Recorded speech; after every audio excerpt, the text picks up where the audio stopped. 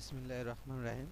আমরা আজকে যে বিষয়টা নিয়ে আলোচনা করব তা হলো প্রিন্সিপাল অফ অ্যাকাউন্টিংয়ের ইকুয়েশন যে চ্যাপ্টারটা আছে তা নিয়ে। এটা বিবিএ ফার্স্ট ইয়ারে আছে। তো আমরা প্রথমত আলোচনা করব এটা রুলস নিয়ে। তো ইকুয়েশন মানে সমীকরণ, এ সমান সমান এল প্লাস ওই। তো আমরা তো জানি এ মানে অ্যাসেট, তো এল প্লাস ওই, এ মানে লাইবিলিটিস আর ওই মানে ওনার্স ইকুইটি। তো আমাদের অ্যাসেট সাইডে কি কি ঘর হবে এটা নিয়ে প্রথমত আলোচনা করছি। অ্যাসেট সাইডে ক্যাশ, অ্যাকাউন্ট রিসিভার, এই দুইটা ঘর প্রায় অঙ্কেই থাকে।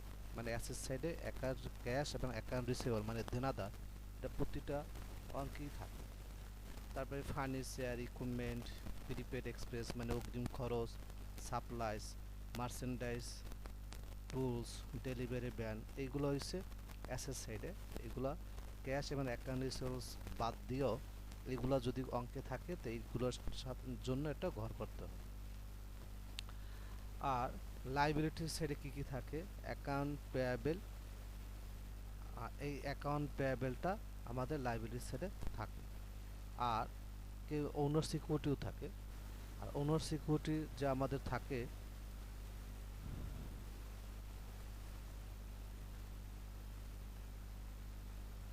ওনার সিকিউরিটি আমাদের থাকে। ওনার সিকিউরিটির সাথে যে ক্যাপিটাল আছে, ক্যাপিটালের সাথে আমাদের রেভিনিউ যদি হয়, রেভিনিউ মানে আয়, আয় হইলে এখানে যোগ হবে, এক্সপেন্স মানে যদি ব্যয় হয় এখানে মাইনাস হবে, আর ড্রয়িং মানে মালিক যদি উত্তোলন করে তাহলে এখান থেকে মাইনাস হবে। আর এখন আয় যদি বকেয়া থাকে তাহলে অ্যাকাউন্ট রিসিভার মানে দেনাদারের সাথে সম্পৃক্ত। আর যদি খরচ বা ব্যয় বকেয়া থাকলে অ্যাকাউন্ট পেয়াবেলের সাথে সম্পৃক্ত। তো অ্যাকাউন্ট পেয়াবেল অর্থ কি? পাওনাদার। তো unpaid, on account, due, outstanding, accrued, on credit থাকলে বুঝতে হবে এগুলো যদি কোনো এন্টিটি থাকে তাহলে এগুলো দ্বারা বোঝায় বকেয়া, হয়তো বা আয় বকেয়া বা ব্যয় বকেয়া হইতে পারে। যদি আয়ের সাথে থাকে তাহলে বোঝা আয় বকেয়া, যদি খরচের থাকে তাহলে খরচ বকেয়া। যে ঘরগুলো অবশ্যই হবে, তো অ্যাসেট সাইডে আমাদের ডেট, এই ঘরটা অবশ্যই থাকে। ক্যাশ থাকে, অ্যাকাউন্ট রিসিভেবল, সাধারণত এই ঘরটা ডেবিট সাইডে আমাদের থাকে, মানে অ্যাসেট সাইডে থাকে। আর লাইবিলিটি সাইডে অ্যাকাউন্ট পেয়াবেল এবং ক্যাপিটাল, এই দুইটা ঘর লাইবিলিটি সাইডে থাকে।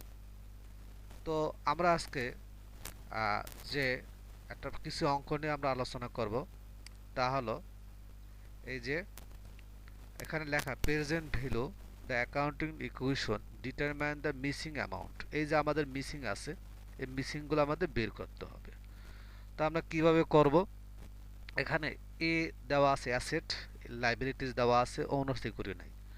তো আমি এটা সংক্ষিপ্ত বলি যে আমাদের যদি এই এই দুইটার ভিতরে, যে অ্যাসেস লাইবিলিটিস এবং ওনার সিকিউরিটি, এই দুইটার ভিতরে যদি মিসিং থাকে তাহলে অ্যাসেট দিয়ে ওই ওই যে কোনো একটা যেটা থাকবে ওইটা মাইনাস করলে আমাদের হয়ে যাবে। যেমন এই যে আমাদের ওনার সিকিউরিটি মিসিং আছে, তাহলে আমরা যদি এই যে অ্যাসেট দিয়া লাইবিলিটিসটা যদি আমরা মাইনাস করি তাহলে ওনার সিকিউরিটিটা বের হয়ে যাবে। ঠিক আছে? আবার এই যে এখানে অ্যাসেট মিসিং, তার মানে প্রথমটা মিসিং যখন থাকবে তখন এই যে লাইবিলিটিস এবং ওনার সিকিউরিটি এই দুইটা যোগ করলেই আমাদের অ্যাসেটটা বের হয়ে যাবে। আবার এখানে লাইবিলিটিসটা আমাদের মিসিং আছে, লাইবিলিটিস যখন মিসিং আছে তাহলে আমরা এই অ্যাসেট থেকে আমরা যদি ওনার সিকিউরিটি মাইনাস করি তাহলে আমাদের লাইবিলিটিসটা বের হয়ে যাবে। তো আমরা একটু দেখি এখানে আমরা কিভাবে করি।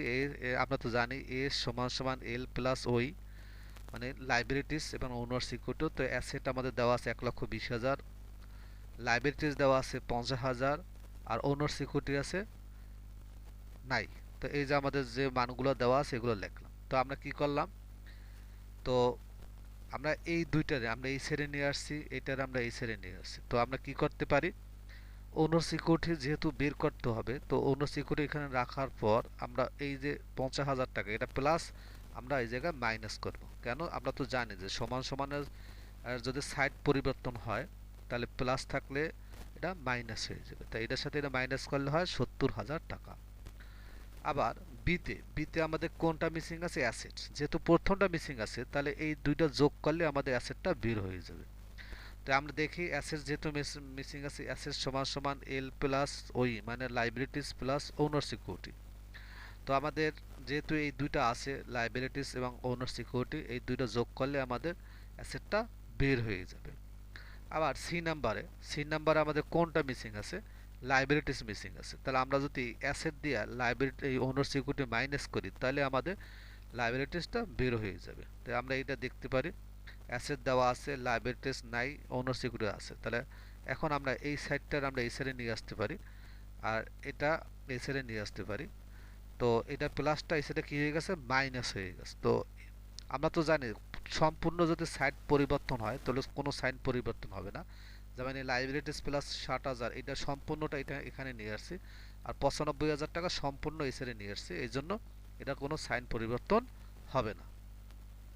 তো আমরা এখন বড় একটা অঙ্কে যাব। তো বড় অঙ্কটা করতে হলে আমাদের এই অঙ্কটা করতে হলে প্রথমত দেখতে হবে যে এখানে আসলে কি লেখা থাকলে এই অঙ্কটা এই অধ্যায়ের অঙ্ক। তো আমাদের এখানে লেখা আছে you are required show the summary the transaction prepare the tabular analysis. এখানে হয়তো বা টেবুলার অ্যানালাইসিস থাকবে আর না হয় ইকুয়েশন থাকবে।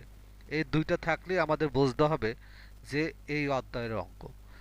তো আরেকটা বিষয় আমাদের মনে রাখতে হবে যে এই অধ্যায়ের অঙ্ক আমাদের করতে হলে প্রথমত এই ঘর কয়টা হবে এইটা জানতে হবে।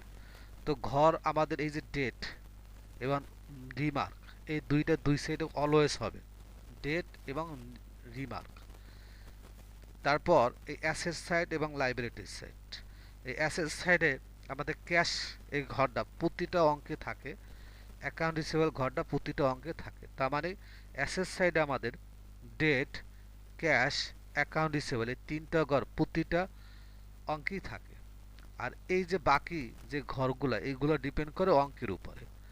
আর লাইবিলিটির সাইডে এই রিমার্ক তো থাকবেই, সাথে সাথে ক্যাপিটাল এবং অ্যাকাউন্ট পেয়েবল এই দুইটা থাকে। আর এখানে আমাদের আরও কিছু ঘর হয়, যেমন যদি নোট পেয়েবল থাকে বা কোনো আয় অগ্রিম পাই তাহলে এখানে হবে। হ্যাঁ, তাহলে আমাদের কি বোঝা গেছে যে এখানে অ্যাসেট সাইডে আমাদের তিনটা ঘর প্রায় অঙ্কই থাকে। সেটা হচ্ছে কি কি? ডেট, ক্যাশ এবং অ্যাকাউন্ট রিসিভেবল। আর দায় পাশে আমাদের তিনটা ঘর থাকে, রিমার্ক, ক্যাপিটাল আর অ্যাকাউন্ট পেয়েবল। বাকিটা ডিপেন্ড করে অঙ্কের উপরে। তো আমরা এখন একটা অঙ্ক আমরা সলভ করব। এখন আমরা অঙ্ক করার আগে ওই যে ডেবিট সাইডের তিনটা এবং ক্রেডিট সাইডের যে তিনটা আছে, মানে অ্যাসেট সাইডের তিনটা এবং লাইবিলিটি সাইড এই তিনটা যা আছে, এই তিনটা বাদে কি কি ঘর হইতে পারে এটা আগে আমাদের মার্ক করতে হবে। যেমন এখানে দেওয়া আছে 1 নম্বরে কোনো কথা নাই, 2 নম্বরে যে আছে পারচেস অফিস ইকুইপমেন্ট, এটা একটা সম্পত্তি, এটার জন্য একটা ঘর হবে সম্পদ সাইডে। তারপর এই যে অফিস সাপ্লাইস, এই অফিস সাপ্লাইসের জন্য একটা ঘর হবে। তারপর এখানে আরও আছে কিনা দেখতে হবে আমাদের। এখানে এই যে অফিস সাপ্লাইস তো অলরেডি একটা ঘর করছে, এই জন্য এটা ঘরের প্রয়োজন নাই। আর এখানে আর কোনো ঘর এখানে নাই। তাহলে আমরা কিভাবে ঘর করব? প্রথম এই যে একটা, দুইটা, তিনটা, মানে ডেট, ক্যাশ, অ্যাকাউন্ট রিসিভেবল এই তিনটা তো অলওয়েজ হবে। তারপর এই দুইটা আমরা অঙ্কে পরে পাওয়া গেছে, একটা হচ্ছে অফিস ইকুইপমেন্ট আর একটা হচ্ছে অফিস সাপ্লাই। আর এই তিনটা ঘর তো এই হবি, এটা এখানে কোনো এক্সট্রা কোনো ঘর পাওয়া যায় না। তো আমরা প্রথম এটা কোম্পানির নাম লিখবো, সামারিজ অফ ট্রানজাকশন লিখবো, তা for the month of January, এখানে যে মানুষ যারা দেওয়া আছে ওই অনুযায়ী আমরা লিখলাম। তো এখানে আমাদের অঙ্কটা পড়ি। 1 January 2017 Jannat established the south Bengal travel agency. তো আমাদের 2017 সালে জান্নাত শেয়ারটা প্রতিষ্ঠা করছে, যার একটা ট্রাভেল এজেন্সি মানে ভ্রমণ করার জন্য যে একটা এজেন্সি আছে এটা করছে। তাও the following transaction with the complete during the month, আমাদের নিচে যে এই তথ্য দেওয়া আছে লেনদেনগুলো আছে এগুলো দিয়ে আমাদের করতে হবে। তো আমাদের 2 জানুয়ারি 1 তারিখ কি বসে যে আমাদের যে জান্নাত যে মালিক সে ইনভেস্ট করছে। আর এই ক্ষেত্রে আমাদের মনে রাখতে হবে এখানে আমি হচ্ছে কর্মচারী আর আমার মালিক হয়েছে আমার এই যে জান্নাত আছে আমার মালিক, সে আমারে দিছে কিসের জন্য দিছে, ইনভেস্ট করছে ক্যাশ স্টার্ট টু এজেন্সি, সে আমাকে কিছু টাকা দিছে যে এইটা এজেন্সিটা চালু করার জন্য। দিছে কত, 5,05,000 টাকা। মনে রাখতে হবে মালিক জীবনে যা দেবে সবই আমার সম্পদ। এই জন্য আমার এই যে ক্যাশে, যেহেতু আমাদের ক্যাশ টাকা আসছে, এই জন্য ক্যাশে যাবে, আর মালিক যেটা যা দেবে তা কি ক্যাপিটালে যাবে। এই জন্য ক্যাশে নিয়ে আসছি আর ক্যাপিটালে নিয়ে আসছি। তারপর পারচেস অফিস ইকুইপমেন্ট ক্যাশ। দেখো আমি যখন ক্রয় করছি অফিস ইকুইপমেন্ট, তা আমার ইকুইপমেন্ট একটা সম্পত্তি বাড়ছে, এই জন্য আমি ইকুইপমেন্টের ঘরে আমি লিখছি 1,00,000 টাকা। কিন্তু আবার এটা নগদ টাকা আবার চলে গেছে, তার মানে একদিক দিয়ে টাকা আসছে আর একদিক দিয়ে টাকা চলে গেছে, এই জন্য নগদ টাকা মাইনাস হবে এখানে। নগদ দিয়ে যে ক্যাশ দিয়ে এই 1,00,000 টাকা মাইনাস হবে। তো আমরা এটা ব্যালেন্স নাও করতে পারি, এই যে 5,05,000 দিয়ে 1,00,000 মাইনাস দিলে হয় 4,05,500। আর এই ইকুইপমেন্ট যেহেতু 1,00,000 আছে, এখানে 1,00,000 আর এখানে 5,05,000 এটা দেওয়া আছে, 5,05,000 এখানে লিখছি। শেষ। তাহলে 1 তারিখ আমাদের 2 তারিখ শেষ। এখন আমরা 10 তারিখ করব। 10 তারিখ কি বলছে, ইনক্লুড মানে যথাযথ অ্যাডভার্টাইজিং এক্সপেন্স অন অ্যাকাউন্ট। আমাদের একটা খরচ আছে, অ্যাডভার্টাইজ আমার একটা খরচ হয়েছে অন অ্যাকাউন্ট, এটা বাকিতে, এটা নগদে হয় না। যেহেতু খরচ হইলে ক্যাপিটাল দিয়ে অবশ্যই মাইনাস করতে হবে। এই যে ক্যাপিটাল দিয়ে মাইনাস করব, তা নগদ হোক আর বাকিতে হোক, খরচ হইলে ক্যাপিটাল দিয়ে মাইনাস করব। আর যেহেতু এখানে এটা এটা নগদে হয় না, এটা হচ্ছে বাকিতে, তো খরচ বকেয়া থাকলে অ্যাকাউন্ট পেয়াবেলে যে বাড়বে, তো অ্যাকাউন্ট পেয়াবেলে 1,500 টাকা নিয়ে আসছে। এই তারপর 10 তারিখ এবার 15 তারিখ। 15 তারিখ পড়ছে কি পারচেস অফিস সাপ্লাস, তার মানে অফিস সাপ্লাস ক্রয় করছি ফর ক্যাশ কত টাকা, 10,500 টাকা। অফিস সাপ্লাস যেহেতু ক্রয় করছি, তা আমাদের অফিস সাপ্লাইসের জন্য একটা ঘর আমরা করছি, এটা বাড়বে, যেহেতু আমি সম্পত্তি ক্রয় করছি 10,500। কিন্তু এটা কি নগদে করছি, যদি নগদে করি নগদ কমবে, যেহেতু আমার নগদ টাকা চলে গেছে, এই জন্য আমরা নগদ দিয়ে আমরা মাইনাস করছি এই যে 10,500। তাই এখন এটার সাথে এটা বিয়োগ করে নামাইলাম, এটা যেরকম আছে এরকমই আছে। এই তারপর 10 আমরা কি করলাম, 15 তারিখ শেষ। এখন 18 তারিখ রেন্ডার সার্ভিস ফর 1,40,000 টাকা। এটা অর্থ হয়েছে যে আমি সেবা দিছি, সেবা সংঘটিত হয়েছে 1,40,000, মানে আমি সেবা দিছি।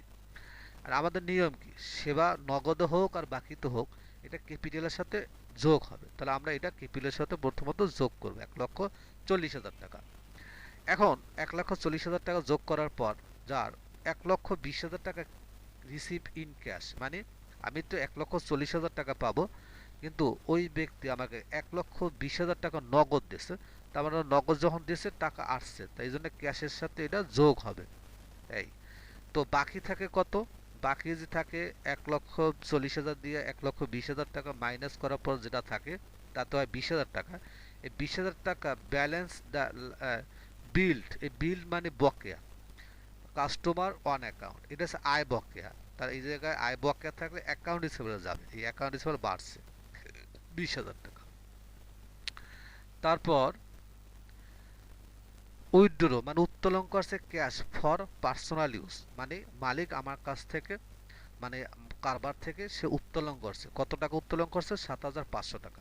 তো মালিক যেহেতু উত্তোলন করছে নগদ টাকা কমছে, এই জন্য ক্যাপিটাল ক্যাশ দিয়ে মাইনাস হবে 7,500 টাকা। আর মালিক উত্তোলন করলে ক্যাপিটাল দিয়ে মাইনাস হবে, তার মানে ক্যাশ দিয়েও মাইনাস হবে যেহেতু ক্যাশ টাকা চলে গেছে, আর ক্যাপিটাল দিয়েও মাইনাস হবে, কারণ আমরা জানি উত্তোলন করলে ক্যাপিটাল দিয়ে মাইনাস হয়। তারপর পেড করছি the amount due for the transaction on January 10। এই যে 10 তারিখ আমাদের বকেয়া ছিল 1,500 টাকা, এটা পরিশোধ করছি। যেহেতু এখানে কোনো টাকা উল্লেখ নাই, তাহলে মনে রাখতে হবে যে এখানে 1,500 টাকায় আমি পরিশোধ করছি। তো আমি এখানে আমাদের পাওনাদার ছিল, তারে পরিশোধ করছি, যখন পরিশোধ করছি নগদ টাকা চলে গেছে, এই জন্য ক্যাশের সাথে এটা মাইনাস করব। আর ওটা যদি পরিশোধ করছি, পাওনাদার তো আর নাই, তো এই জন্য পাওনাদার থেকে এটা মাইনাস করতে হবে। ঠিক আছে। তারপর কি বলছে পারচেস এডিশনাল, এডিশনাল বলতে এই যে সাপ্লাইসটা আগে ছিল এই যে 10,500 টাকা আমি আবার ক্রয় করছি, ক্রয় করছি কত টাকা, 5,500 টাকা, তো সাপ্লাইস এটা বাড়বে, কিন্তু অন অ্যাকাউন্ট এটা বাকিতে, বাকিতে হলে পাওনাদার বাড়বে, অ্যাকাউন্ট পেয়াবল বাড়বে। তো আমাদের যেহেতু অফিস সাপ্লাইস এই যে আগে 10,500 ছিল আবার ক্রয় করছি, এই জন্য 5,500 টাকা বাড়ছে। আর এটা নগদে করি না, যদি নগদে হইতো তাহলে ক্যাশ দিয়ে মাইনাস করতাম, কিন্তু এখানে নগদে হয় না, এটা বাকিতে হয়েছে, এটা যেহেতু খরচ বাকি এই জন্য অ্যাকাউন্ট পেয়াবেলে যাবে। তারপর পেড স্যালারি টু এমপ্লয় কত টাকা, 30,000 টাকা। এটা অর্থ হয়েছে আমি যারা কর্মচারী আছে তাদের বেতন দিচ্ছি, তা বেতন যখন দিচ্ছি নগদ টাকা কমে গেছে, এই জন্য নগদ টাকা কমাবো, কিন্তু আমাদের যেহেতু আহ, খরচ হয়েছে, খরচ হলে ক্যাপিটাল দিয়েও কি করব, মাইনাস করব। ঠিক আছে, এই যে মাইনাস করার পর এই আমাদের ব্যালেন্সগুলো আমাকে নামাতে হবে। তারপর এই জায়গায় বলছে কি receive cash from customer who has previously bill on 18 তারিখ, এই যে 18 তারিখ আমি টাকা পাইতাম, এই যে 18 তারিখে এই যে 40,000 টাকা আমার আয় হয়েছে, কিন্তু সে আমি রিসিভ করছি 1,20,000 টাকা, তো এখানে 20,000 টাকা যে আমি অ্যাকাউন্ট রিসিভার লেখছিলাম, এই যে অ্যাকাউন্ট রিসিভার লেখছিলাম এই টাকাটা সে দিয়ে দিছে। সে যখন দিয়েছে দিনাজার যদি দেয় তাহলে আমার নগদ টাকা বাড়ছে, এই জন্য নগদ টাকা বাড়াবো মানে ক্যাশ বাড়াবো। আর সে যেহেতু সবই দিয়ে দিছে, তো এই জন্য তার কাছ থেকে এই যে দেনাদার কাছ থেকে এটা মাইনাস করব। তারপর এখানে কি বলছে, রিসিভ করছে ক্যাশ ফরম নিউ কাস্টমার, মানে এই দেনাদার তো পরিশোধ করছে, নতুন একটা কাস্টমার কাছ থেকে সার্ভিস দেওয়ার পর সে 25,000 টাকা আমার দিছে, তার মানে আমার নগদ টাকা আসছে, তাহলে নগদ টাকা আমি বাড়াবো ক্যাশ। আর আয় হইলে ক্যাপিটালের সাথে এটা যোগ করবো, এই যে ক্যাপিটালের সাথে এটা যোগ করছি। তারপর এখানে বলছে পেড টেলিফোন বিল 5,500 টাকা, মানে এটা অর্থ হয়েছে টেলিফোন বিল একটা খরচ দিছি, খরচ যখন দিছি ক্যাপিটাল দিয়ে মাইনাস করছি। আর এই যে ক্যাপিটাল যেহেতু খরচ হয় ক্যাপিটাল মাইনাস, আর যেহেতু নগদ টাকা চলে গেছে এই জন্য ক্যাশ দিয়েও মাইনাস। তারপর অফিস সাপ্লাইস অন হ্যান্ড, দেখো অফিস সাপ্লাই আমাদের টোটাল ছিল 16,000, 16,000 দিয়ে আমার হাতে আছে কত, কত হাতে আছে, হাতে আছে আমার 6,000, তার মানে আর 10,000 টাকা আমার খরচ হয়ে গেছে, এই জন্য এই 16,000 দিয়ে এই যে অফিস সাপ্লাইস যেহেতু আছে 16,000 এটা দিয়ে 10,000 মাইনাস করছে, 10,000 টাকা মাইনাস করার পর, আর এটা তো যেহেতু খরচ হয়েছে এই জন্য ক্যাপিটাল দিয়ে মাইনাস করছে। এই তো আমরা এখন কি বলবো, এই যে অ্যাসেট যে কটা আছে এগুলো যোগ করে তাতে হয় 6,16,500, আর লাইবিলিটিস যে দুইটা আছে এই দুইটা যোগ করে হবে 1,16,500, দুই সেট যদি হয় সমান হয় তাহলে আমাদের অঙ্ক হয়েছে। তো এখন রিমার্কটা আমরা কিভাবে লিখবো, যদি কোনো ক্যাপিটালের সাথে যোগ বিয়োগ হয় তাহলে রিমার্কটা ওইটা লিখবো, যেমন এখানে ইনভেস্ট করছে এই যে ইনভেস্টমেন্ট লিখছি, এই জায়গায় যেহেতু অ্যাডভার্টাইজ দিছিলাম, এই যে একটা খরচ হয়েছে এই যে অ্যাডভার্টাইজ এক্সপেন্স লিখছি, এখানে কোনো কিছু হয় না ক্যাপিটালের সাথে এই জন্য লিখি নাই। এই জায়গায় আমাদের যেহেতু ক্যাপিটাল দিয়া আমাদের সার্ভিস রেভিনিউ হয়েছে এই জন্য সার্ভিস রেভিনিউ লিখছি, এটা যেহেতু উত্তোলন করছে এই জন্য উত্তোলন লিখছি। এখানে কিছু লিখি নাই কারণ এখানে তো ক্যাপিটালের সাথে কোনো যোগ বিয়োগ হয় নাই, এখানে লিখিনি, এখানে যেহেতু ক্যাপিটালের সাথে যোগ বিয়োগ হয় নাই এখানে লিখছি, এখানে স্যালারি এক্সপেন্স যেহেতু হয়েছে এই জন্য যোগ হয়েছে, এখানে লিখছি, এখানে যেহেতু আয় আয় হয়েছে এই জন্য সার্ভিস রেভিনিউ যোগ করছি, এই জায়গায় যেহেতু এই খরচটা মাইনাস করছি, এই জায়গায় যেহেতু সাপ্লাইস মাইনাস হয়েছে এই জন্য মাইনাস করছি। ধন্যবাদ সবাইকে।